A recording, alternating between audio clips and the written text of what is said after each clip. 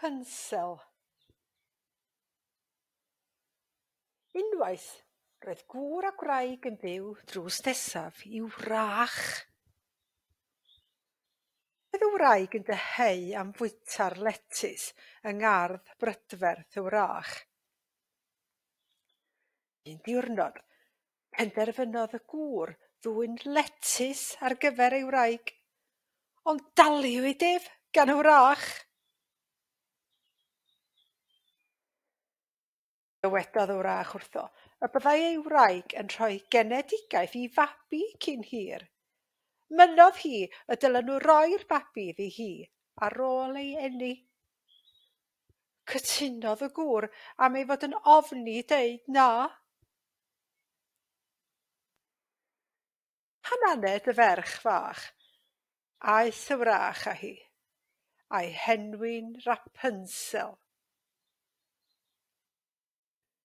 Pan dyfodd Rapunzel, clodd y wrach hi mewn tŵr yng nghanol y goedwig.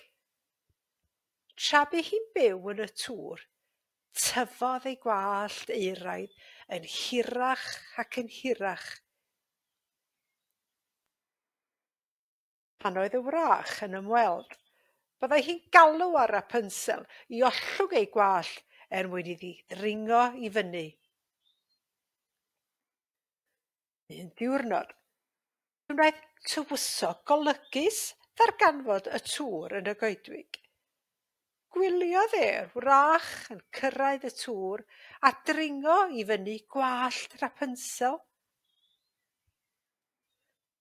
Pan aeth y wrach adref, dringodd y tywysog i'r tŵr gan ddefnyddio gwallt Rapunzel. Ymwelodd y tywysog ar Rapunzel bob dydd. Roedd y wrach yn grac iawn pan ddaeth i wybod am hyn. Penderfynodd y wrach dorri gwallt Rapunzel a'i danfon ymaith i'r goedwig. Chwaraeodd y wrach dric ar y tywysog a'i daflu allan o'r tŵr. Hwympodd y tywysog ymysg y drain a grafodd ei lygad. Aeth yn ddall ac fe grwydrodd y goedwig am amser hir.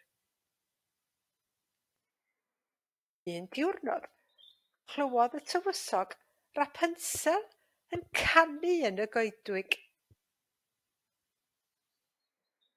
Pan welodd hi'r tywysog, fe wylodd gan lawenydd.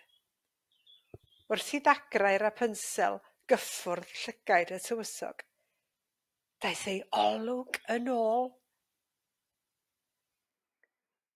Buon nhw'n byw'n hapus yn ei deyrnas am weddill ei hoes.